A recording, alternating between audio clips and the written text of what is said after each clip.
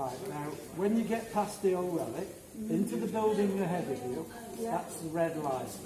And that becomes the start of the museum. Okay. Out of the ground. There you go. Yeah. Cheshire.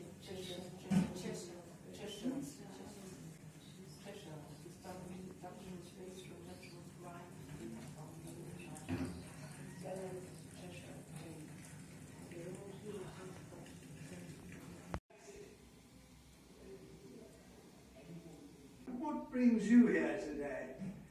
Ah, of course, the job poster. Just a minute.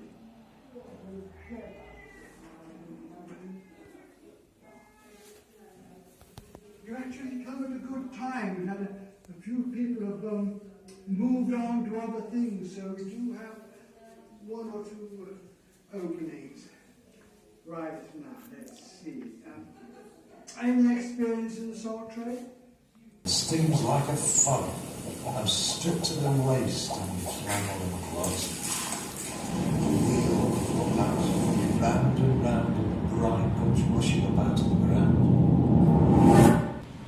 Six as we shift to old Thompson's shed. Flashes are frozen, roads getting hard. Over the line beds to the salt house yard.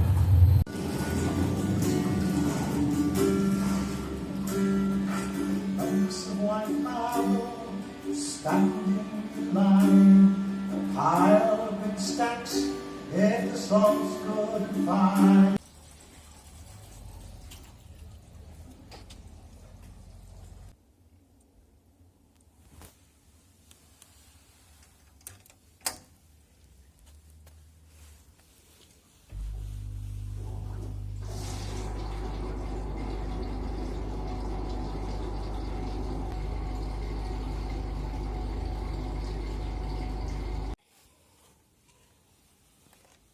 Proper Victorian.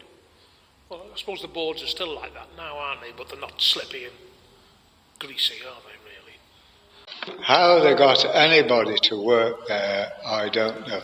They certainly wouldn't get anyone to work there if it was going now. But talk about health and safety. It was non-existent. It was rusty. It was steam everywhere, and I don't know how many men. They had corduroy trousers. Some had vests, some didn't, but they all had braces and big boots, and they were some sort of rake pulling the salt to the side.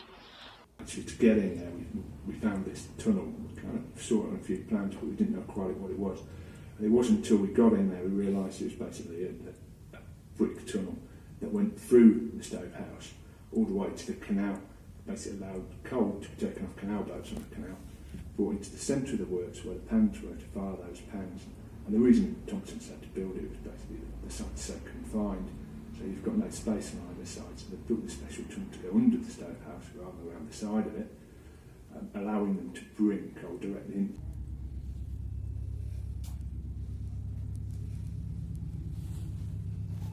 Here too there were salt mines.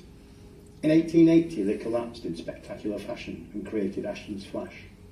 The hole that was left was 20 metres deep. So why isn't there a 20 metre hole there now? They filled it in with lime and ash from the soda works. And then in the 1940s, when the Flash was full, they built a bund all the way around, a thick wall of earth. This enabled them to store even more waste. Summer, they come alive with plants that grow nowhere else in this region, from cloves, scented fragrant orchids, to the bright yellow and red birchwood trefoil, which also brings the dingy skipper and common blue butterflies, whose caterpillars feed on its leaves and nothing else. Over on Newlands Flash, there are reed beds that don't mind growing in mud that looks like toothpaste.